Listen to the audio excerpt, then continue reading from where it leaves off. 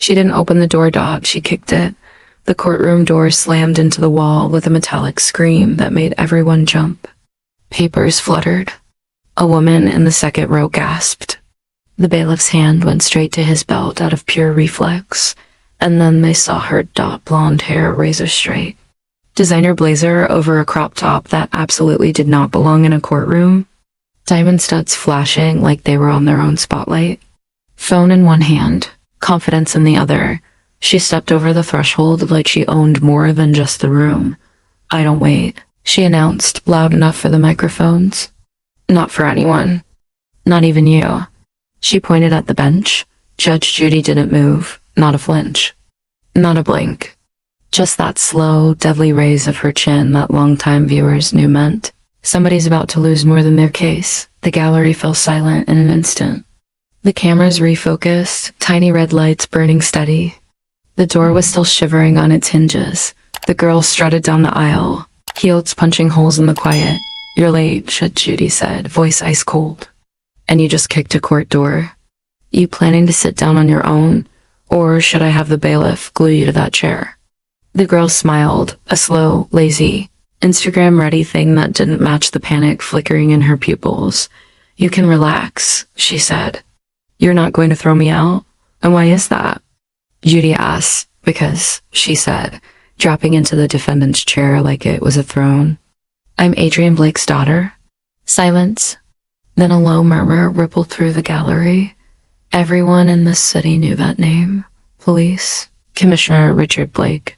The man whose signature could end careers. The man who'd cleaned up crime and made a few enemies disappear along the way. The girl crossed her legs, smirking. "Which means," she added, "you work for my father's system." Judge Judy leaned back slowly. There it was. "So," she said lightly, "the commissioner's little girl finally makes an appearance." The girl's jaw flexed. "My name is Sky Blake, remember it?" Judy's gaze slid from Sky to the man sitting at the plaintiff's table. He looked like he'd rather be anywhere else. Asterisk black baseball cap. Work shirt with a stitched-on logo. Hussein Street Eats. Hands rough. Nails stained from years of scrubbing grill grease. 30s, maybe a little older. The kind of tired that doesn't come from lack of sleep, but from constantly fighting storms you didn't start. "State your name for the record," Judy said gently. He swallowed. "Malik Hussein, Your Honor." His accent was soft, his voice softer, but his hands, clasped so tight the knuckles had gone pale, told a different story. Sky flicked her eyes at him, a sneer curling her lip. "Oh God, he found a clean shirt for TV." Malik flinched, then went still. Judge Judy didn't look at Sky. "Not yet, Mr. Hussein," she said. "You filed this case. Do you understand you're under oath?" "Yes," Malik said. "And you're comfortable proceeding with your complaint against the daughter of the city's top cop?" Judy asked. Sky laughed. "He's not. They never are." The judge finally turned her full attention on Sky, pinning her with a stare that had ended hundreds of fake sob stories. "You'd be surprised who finds courage when they're tired of being stepped on," she said. "Let's see which one he is." She gestured to Malik. "Tell me what brings you here." Sky groaned loudly. "This is ridiculous. He's pretending to be some poor victim because I told him the truth." Judy didn't even look at her. "Miss Blake, if you speak while I'm addressing him again, I'll show you exactly how little your last name matters here." "Understood?" The word landed like a slap. Sky's nostrils flared. She sank back, but her foot tapped a furious rhythm under the table. Malik cleared his throat. I run a food truck, Your Honor, or I did until she..." He glanced at Sky, confidence wobbling. "Until Miss Blake had it shut down. On what grounds?" Judy asked. "That's easy." Sky cut in. "Health violations. I was doing the city a favor. Honestly, you should be paying me." "Last warning," Judge Judy snapped, eyes slicing to her. "You speak out of turn again, and the only thing this room will be paying attention to is your contempt hearing." Sky's mouth clicked shut, surprise flashing behind the anger. No one clearly spoke to her like that. "Mr. Hussein," Judy said, voice soft again. "What happened?" Malik gripped the edge of the table. "Asterisk, she came to my truck," he said. With her friends, drunk, loud. I didn't know who she was. She cut the line. I told her she needed to wait like everyone else. Sky rolled her eyes so hard it was almost audible. She refused. Mullet continued. Started shouting. Called me names. Told everyone not to eat my food. I asked her to step aside and let me work. She said, "Do you know who my father is?" I said, "No, and it doesn't matter." The gallery shifted, recognizing the script. And then, Judy prompted. He exhaled through his nose. Like the memory tasted sour. The next morning, he said, 2 uniformed officers showed up with a notice from the city health division. He reached into a worn folder, hand shaking slightly. They said I was shut down. Effective immediately. He held up a laminated paper. The official seal glinted under the lights. Judge Judy nodded to the bailiff. "Bring me that." Sky smirked. Maybe if he'd cleaned his grill once in a while. "Quiet," Judy barked. "We'll get to you." The bailiff placed the notice in front of her. She scanned it. "Interesting," she murmured. "The seal's right. The font's right. The signature." Her eyes narrowed a fraction. "Commissioner Blake doesn't run health inspections," she said. "So why is a police administrative signature on a food truck closure?" Sky's smile dimmed. "My father looks out for the city," she said. "And for me." "And for you," Judy repeated, voice flat. She set the notice down, fingers resting lightly on the edge. "Miss Blake," she said, "where were you the night before this notice was served?" Sky sat up straighter, smirk returned. "At a bar, downtown, with friends. Being young and rich, like that's a crime now." "And what did you post to your followers that night?" Judy asked. "Excuse me?" Sky blinked. "That's private. Nothing you throw onto the internet is private," the judge said. Luckily for this court, some of those followers were more loyal to the law than to your ego. The camera zoomed in on Sky's face, catching the exact moment confidence cracked, because Judy wasn't holding just a notice. She was sitting on a digital trail, asterisk. And the girl who thought she owned the system was about to watch the system show her what it really owned. If you were in that gallery, watching a cop's daughter smirk her way through another ruined life, would you speak up? Or keep your head down and hope it never becomes your problem? Think about your answer. You might not like what it says about you. The big screen at the side of the courtroom flickered to life with a soft electronic hum. On it, a paused video. Vertical frame. Neon lights behind, cheap bar decor, loud colors. In the center, Sky Blake, hair messy, eyeliner slightly smudged. Drink in one hand, phone in the other, mouth frozen mid-laugh. Judge Judy didn't look at the screen. She watched Sky. "This was posted to your story at 1:17 a.m., Judy said. "The night before that so-called health notice showed up. Recognize it?" Sky's throat bobbed. "Everyone posts the drunk stories." "That doesn't mean play," Judy said to the clerk. The audio burst out of the speakers, drowning out whatever excuse Sky had loaded. "Look at this dump," Video Sky cackled from the screen, panning her phone toward a crowd outside a crowded sidewalk. "Some greasy food truck clown thinks he can embarrass me in front of my people.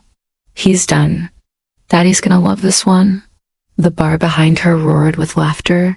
On the bench, the real Sky stiffened. "Watch." Video Sky continued, tapping at her screen.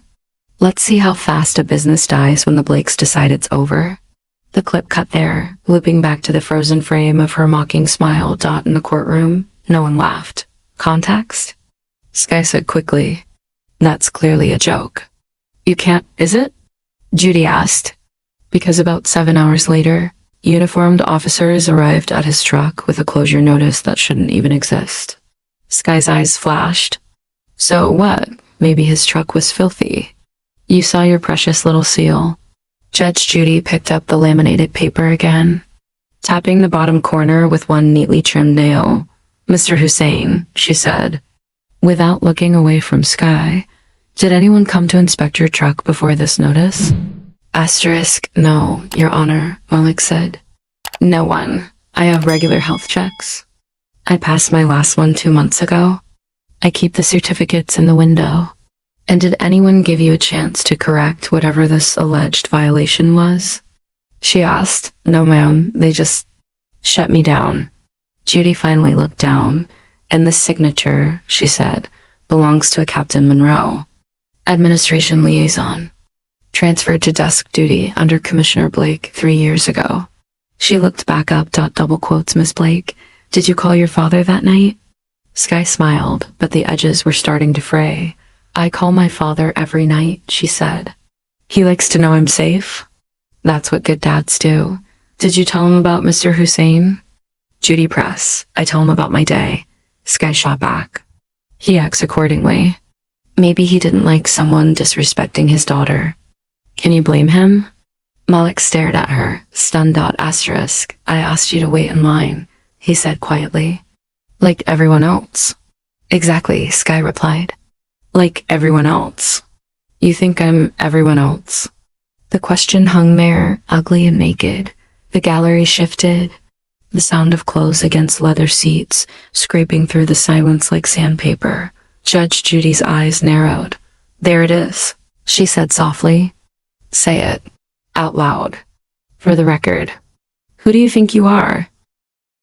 Sky leaned forward, chin high, doubling down like she always had. I'm Sky Blake, she said. I don't stand behind people like him. That's not how this works. A low hiss of breath escaped someone in the back row. The bailiff's jaw locked. People like him, Judy repeated. You keep using that phrase. You want to explain what it means? Or should I read the rest of your little social media thoughts out loud? Sky's smirk faltered. You have no right to. I have every right, the judge cut in. When you smear someone's livelihood publicly and then brag about using your father's badge to finish the job, you invite the court into your private arrogance. She nodded at the clerk again. Next clip. Sky's eyes went wide. There's more. That's illegal. That's. The screen changed. Another story, posted later that same night. Sky in the back of a black SUV, city lights streaking past the window. Music thumping faintly in the background. They really think I'm joking? Video, Sky says, tannish lights dropping across her face. Newsflash, peasants. Laws are for common people. We write exceptions. In the courtroom, the real Sky slapped a hand over her mouth like she'd just heard it for the first time. Too late. The words were out, on video. And evidence. If you ever wondered what entitlement sounds like, Judge Judy said, turning to the camera lens for a beat, it sounds exactly like that. She faced Sky again. Laws are for common people. We write exceptions, she quoted. Catchy. That original, or did you borrow it from someone? Sky stared at the table. Answer my question, Judy pressed. Sky's jaw worked. I heard it growing up. From where? Judy asked. Sky swallowed, the truth sticking in her throat. From my father, she muttered. He says it when he's frustrated. The gallery exhaled. It sounded almost like a gasp turned inside out. There we go, Judy said quietly.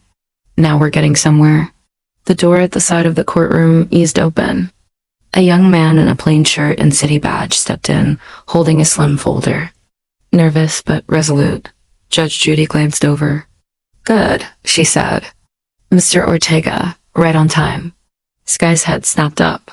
Who is that? Records Division, Judy replied. The man who brought me the part your father didn't want anyone to see. The clerk took the folder, handed it up. Judy opened it, scanning quickly. Emails from the commissioner's office, she said. Subject line, truck issue. Sky sucked in a breath. It's confidential, she blurted. You can't just. This is a court of law, Judy said. Not your followers, only close friends list. She picked up the top page and began to read. Monroe. That vendor outside the neon crowbar disrespected. Sky. Make sure his wheels don't roll again. Quietly. Use health as cover. RB. The letters hung in the air. B. Richard. Blake. Malik's hand flew to his mouth. His eyes brimmed with tears he refused to let fall. He wrote that? He whispered.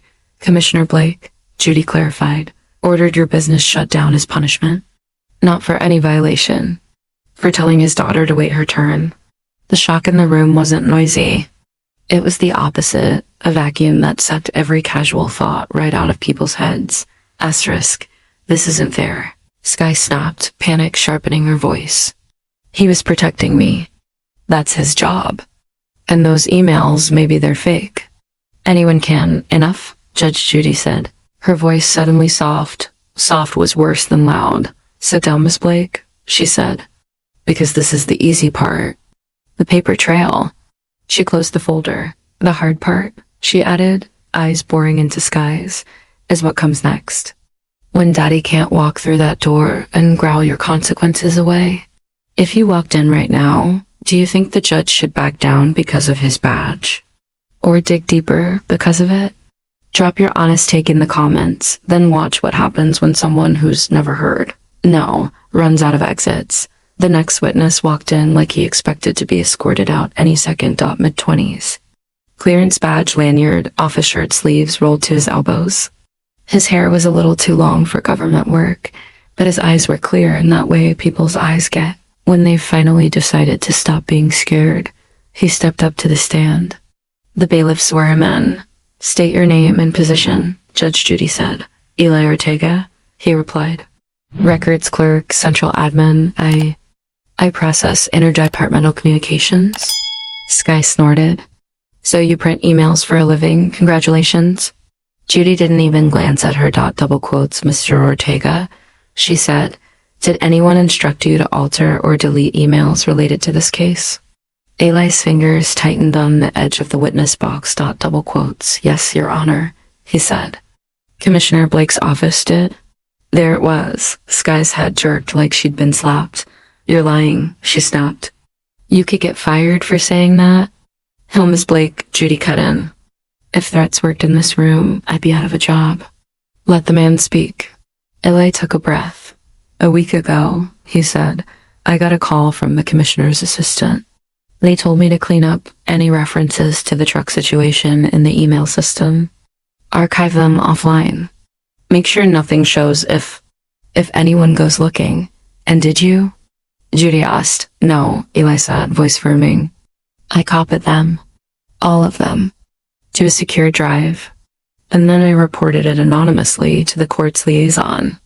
That's how they landed on your desk. Why? Judy asked. No judgment. Just the weight of the question. Eli glanced at Mullick. Because my uncle ran a newsstand, he said. Until some anonymous tip got him slammed with bogus violations. He couldn't fight it. Didn't have proof. He died thinking he'd done something wrong when all he'd done was take up the wrong sidewalk space. He looked back at the judge. I wasn't going to watch that happen again, he finished. Not if I could stop it. Asterisk. Sky laughed, a brittle, too loud sound. So what? She said, you're a hero now? You broke protocol. Those emails are private. Those emails, Judge Judy said, became evidence the second your father used his office to settle your personal grudges. Her tone changed. A fraction colder, Mr. Ortega, she went on. Do any of these emails mention Miss Blake directly instructing her father? Yes, Eli said. There's one from her private address that was forwarded into his work account. He pulled a printed page from the folder he'd brought and handed it to the bail. The judge read. Embarrassed me, she quoted, her voice flat. On video. In front of everyone. Make sure he never parks that roach coach in the city again. She lifted her eyes. Ring any bells, Miss Blake? Sky's lips parted. For once, no sound came out. You wrote that, Judy said. And your father acted on it. That's conspiracy. Abuse of power, retaliation. Take your pick. They're all ugly. It was a bad day, Sky managed. You can't criminalize a bad day. A bad day doesn't shut down a man's income overnight, Judy fired back. A bad day doesn't send officers to his door with forged violations. A bad day doesn't tell your records guy to erase the evidence. She placed the paper face down. A culture does that, she said. A pattern. A belief that your name writes exceptions. The words hung in the air between them, heavy as lead. Sky swallowed hard. Her leg, still bouncing under the table, finally stilled. You don't understand, she said. You're making this about me when it's bigger. Then explain it, Judy said. Enlighten us, O heir to the badge. What are we missing? Asterisk Sky stared at her, something like fury and something like desperation warring behind her eyes, but before she could answer, the side door opened again. This time, the change in the room was immediate, physical, like someone had dropped the temperature 10 degrees. A man walked in, tall, pressed, uniform even out of hours. Silver hair, hard jaw, chest full of commendation ribbons that told the story of a career spent in lineups and behind microphones. Commissioner Richard. Blake. The gallery collectively sucked in a breath. He didn't rush. Didn't look uncertain. He moved like every inch of this space belonged to him. He scanned the room, took in the cameras, the judge, the transcript in her hand, and then he looked at his daughter. Sky, he said, The one word contained irritation, worry, and an unmistakable warning. She straightened in her seat like her spine was on a string he pulled. Dad, she breathed. You came. Of course I came, he said smoothly, stepping up beside her table without being invited. This spectacle has gone on long enough. Judge Judy watched him approach, expression unreadable. Commissioner, she said. So what do we owe the honor? Ran out of departments to lean on this week. A faint smile ghosted his lips. I'm here as a father, he said. Not as a commissioner. That's convenient, Judy replied. Because as a commissioner, you'd be answering some very different questions. He ignored the dig. This is a small claims court, he said, turning slightly so the cameras caught his profile. A veteran of press conferences. We're talking about one unhappy vendor and my emotional daughter. Let's not turn this into theater. You've been watching the show a long time, Judy said. You should know by now, the fader usually walks in wearing a badge. Not an apron. Laughter bubbled faintly from the back rows. Quickly swallowed. Sky looked between them, confusion knotting her forehead. Dad. They're twisting everything, she said quickly. He's acting like I burned his truck down. I asked you to help. Like you always say I should. His jaw tightened a millimeter. Sky, he said, voice low. Stop talking. No, Judy said sharply. Let her. Asterisk Richard Blake's eyes snapped to her. For a second, the mask slipped. Just a flash of the man people feared in back rooms, not press rooms. This is out of line, he said. You're attacking my family. On television. Based on a few emails that could be fabricated. Those few emails, Judy cut in, came from your own server. Delivered by your own clerk. And they corroborate exactly what your daughter publicly bragged about on video. She held up the closure notice again. You used police letterhead, she said, to shut down a food truck. Because your daughter was embarrassed in front of her friends. It was a health hazard, he snapped. Inspector's signature. She shot back. Missing. Actual health department file. Doesn't exist. But Captain Monroe's name. Right there. On a notice he has no authority to issue. She dropped it on the bench. The slap of plastic on wood rang out. You're not on trial here, Commissioner, she added. Yet, but make no mistake, this transcript will be walking itself over to people who can put you there. He bristled. You're overstepping, he said. You think a TV courtroom gives you real power? Judy smiled, then thought it wasn't kind. Real enough that your cleaner had to tell my clerk to bury your emails, she said. Real enough that your daughter finally heard the one word you never taught her. She turned to Sky. No. The girl froze. No? She repeated, as if tasting something bitter. No, Miss Blake, Judy said. You do not get to use your father's badge as a sledgehammer. Not here. For the first time, Sky looked less angry and more lost. I was just doing what you told me, she whispered to her father. Barely audible. But the mic caught it. The commissioner stiffened. Sky, he warned. You said people like him don't get to disrespect us, she went on, voice cracking. You said laws are for common people. You said we make exceptions. The echo of her bar video circled back like a ghost. The room went so quiet. The faint hum of the cameras sounded like thunder. Out, Judy said, pointing at the commissioner. Take a seat in the gallery or leave. But you're done standing over her shoulder. He stared at her incredulous. You can't order me. I just did, she replied. And unlike some people, I respect the boundaries of my job. The bailiff shifted his weight, ready to enforce what most judges would have been too intimidated to say. For a long, brittle second, Commissioner Blake held her gaze. Then he stepped back. Not much. Just enough. He took a seat in the front row, posture ramrod straight, jaw clenched. Skye watched him all the way down, eyes shining, heart visibly racing against the thin fabric of her shirt. Miss Blake, Judy said, pulling her attention back, you have two choices now. Hide behind that badge like you always have, or speak as your own person for the first time in your life. Skye wiped her cheek roughly. She hadn't even registered the tears until then. What do you want me to say? She asked. That I'm a monster? That I loved ruining his life? She jerked a hand toward Malik. I didn't even think about him, she said. I thought about me. I always think about me. That's how I was taught to survive in my house. The admission cracked something open in the room, not sympathy. Not yet, but understanding. Judge Judy nodded once. Good, she said. Now we're finally out of spin and into truth. Because this stopped being a story about a food truck a long time ago. Now. It was a story about what happens when a family builds its castle out of other people's broken lives. And the moment the foundation starts to shake, if you were her, sitting between a furious father and a furious judge, would you keep lying to protect him? Or finally tell the truth to save yourself? Say it out loud. Then see if you still like your answer. For the first time since she kicked the door in, Skye stopped talking like she was performing. Her shoulders slumped, posture collapsing into something more like a scared teenager than a socialite. My whole life, she said slowly. The rule has been simple. We don't lose, ever. Her voice had dropped 2 octaves. No more fake bravado. Just words scraped raw. If something threatened us, she went on, we handled it. If someone spoke against us, we made sure they regretted it. Define we, Judge Judy said. She didn't look at her father. Not this time. We, she whispered, me and him.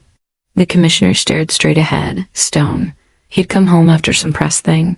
Skye continued. Pour a drink, turn on the game, and say, they think they have rights? They have what we give them. I heard that more than I heard. I love you. Her laugh came out bitter. When I was 15, I got into it with a teacher who told me to put my phone away, she said. I called him, crying. The next week, that teacher was reassigned to a different school. Dad took me out for ice cream to celebrate. She shook her head. That was the moment I learned, she said. Complain loud enough and people vanish. Malik looked down at his calloused hands, understanding in his eyes that hurt more than anger. You never thought it was wrong? He asked quietly. She flinched. I thought. She swallowed. I thought that was what being important meant. That we were the main characters and everyone else was background. Judy let the words sit there. That doesn't excuse what you did, she said. But it does explain why you thought you could walk into a stranger's livelihood and yank the floor out from under him.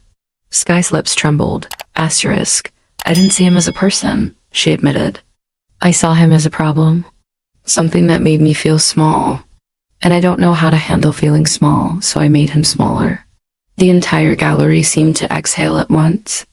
The confession was ugly, but it was honest. In your voicemail, Judge Judy said, picking up a thin transcript from the pile, you told him, I'll bury you. My dad fixes things. I don't need permission. She met Skye's eyes. Did you mean that? She asked. Skye's face crumpled. At the time, she said, yeah. I meant it. I wanted him scared. I wanted him to know I could ruin him with a text. It made me feel powerful. And now? Judy asked. Now? Skye echoed, looking over at Malik. Now I hear it, and I sound like him. Like my dad. Like every drunk rant I grew up listening to. She looked physically ill at the realization. I don't want to be him, she whispered. But I don't know how not to be. Because this is all I've seen. Behind her, the commissioner shifted. For the first time, his control slipped enough that his voice came out rough. Skye, he said. You don't mean that. She twisted to face him fully. You taught me to destroy people who made us uncomfortable. she said. And now that someone's finally telling us no, you're shocked I listened. The room went silent. Decades of private conversations boiled down into one sentence. Thrown into the harsh light of public record, Judge Judy watched them both like a scientist observing a chemical reaction. Commissioner Blake, she said, this isn't family therapy. But I'll tell you this much. She's describing what she experienced. You don't have to like it. You do have to sit with it. He opened his mouth. Closed it again. Judy turned back to Sky. You learned fear wrapped in power, she said. You learned that control equals safety. Sky nodded mutely. But here's the ugly part, Judy continued. You became the danger. Not just to strangers. To yourself. How? Sky asked, because one day, Judy said, you were going to meet someone who wouldn't move when you told them to. Someone who'd stand their ground. Someone like him. She jerked her chin toward Malik, and when you tried your usual tricks, she added, the system you thought you owned was going to bite back. Sky let out a breath that sounded like surrender. So what now? She asked. You drop the hammer? Throw me in jail? Humiliate me on TV so everyone can feel good watching the big bad commissioner's kid finally get hers? She didn't say it like she was trying to talk her way out of it. She said it like she believed she deserved it. Judge Judy shook her head. Jail's not on the menu in this courtroom, she said. But consequences are. Not just for you. She picked up the folder of emails again. Asterisk, these, she said, topping the stack, are going to a very different set of people. Ones who don't care that your father once cut a ribbon on a playground. They care that he used officers as his personal hit squad against a food truck. For the first time, real fear flickered in the commissioner's eyes. This could end my career, he said quietly. No, Judy replied. You ended your career when you put your badge behind a tantrum. I'm just making sure the paperwork catches up. He sank back, shock turning his face waxy. Sky watched him, something breaking and hardening inside her at the same time. I didn't want that, she said. I just wanted him to love me. The ache in that sentence cut through the judgment for a moment. Love isn't control, Judy said. Whatever you were taught at home, remember that. You don't fix what you did by destroying someone else's life. You fix it by repairing what you broke, including yourself. Asterisk, she turned to Malik. What do you want from her? She asked. Think carefully. This is your moment. Malik sat with the question, eyes closed for a few seconds. I want my truck back, he said finally. My license. My spot. I want the city to know I didn't do anything wrong. He opened his eyes, and I want her, he said, nodding at Sky, to understand that people like me, we're not background. We're the ones feeding the city while she's out there playing. He didn't say it with venom. He said it with exhaustion. Sky met his gaze. For once, she didn't look through him. I understand now, she said softly. Too late. But I do. No, he replied. Not too late, just not enough yet. Judge Judy nodded, satisfied. Asterisk, that, she said, is what real accountability sounds like. No screaming. No kicking doors. Just truth and cost. She shuffled her papers into a neat stack. Here's what comes next, she said. Listen carefully. Because for once in your life, Miss Blake, you are not writing the rules. If you were sitting at home right now, would you want her punished until she breaks? Or rebuilt until she never does this again? Type punish or change. If you've made up your mind, then see which side this judge lands on. Judge Judy pressed her pen to the rolling pad, the nib scratching softly as she wrote, every tiny sound carried in the charged silence. The camera zoomed in, that they couldn't see the words yet. Only the hand that had written more hard lessons than some people read in a lifetime. She finished one line, another, then set the pen down. Stand up, Miss Blake, she said. Sky wobbed to her feet. No swagger now.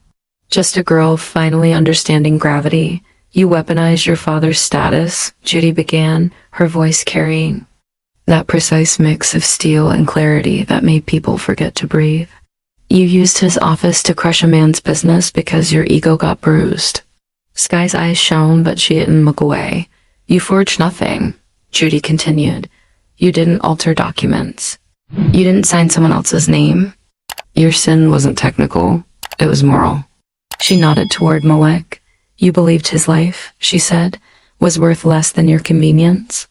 You believed his work, his pride, his bills, his staff were background props in the Sky Blake show. A tremor ran down Sky's arms. You were wrong, Judy said simply. She shifted her attention to the other table. Mr. Hussein, she said, you lost your truck, your income, your peace of mind, because you dared to expect someone with a last name to stand in the same line as everyone else. Malek nodded once. This court can't give you back your sleep, she said, but it can give you back your work. She looked between them. Here is my ruling, she announced. Judgment for the plaintiff. Relief hit Malek so hard he had to grip the table to stay upright. Commissioner Blake's office will immediately rescind the closure notice, she said. Any record of violations tied to that fabricated inspection will be removed from city files. She turned back to Sky. And you, she said, will pay Mr. Hussein $45,000 in damages. Out of your own assets. Not your father's, not his pension, yours. I don't care if you have to sell a car or a handbag or some limited edition sneaker collection. You break it, you buy it. Sky nodded, tears slipping down freely now. I will, she whispered. I swear. I'm not done, Judy said. Of course not, Sky said with a shaky, almost humorless huff. You're Judge Judy. A faint smile tugged at the judge's mouth before it vanished. You will also record a public apology, she went on. Posted wherever you chose to humiliate him. Your followers will hear you admit what you did, why it was wrong, and what you're doing to make it right. Sky inhaled sharply. You can't. That's not a punishment, Judy cut in. That's a correction. You poisoned that well in front of thousands of eyes. You will not clean it in the dark. She turned to Malek. If you want no contact from her after that, she said, this court will respect it. She doesn't get a redemption arc delivered to your door. She has to build it on her own time. Malek thought about it. I want to see the apology, he said. Once. Then I want to move on. I can't live my life staring at the girl who almost took it. Sky nodded gratefully. It stung, but it was fair. And one more thing, Judge Judy said. She looked at Sky, eyes softening but not weakening. You will enroll in an ethics and empathy program, she said. 12 weeks. Real sessions. Not some influencer brand self-care retreat. With a licensed counselor, not a life coach with a ring light. A few quiet laughs slipped out around the room.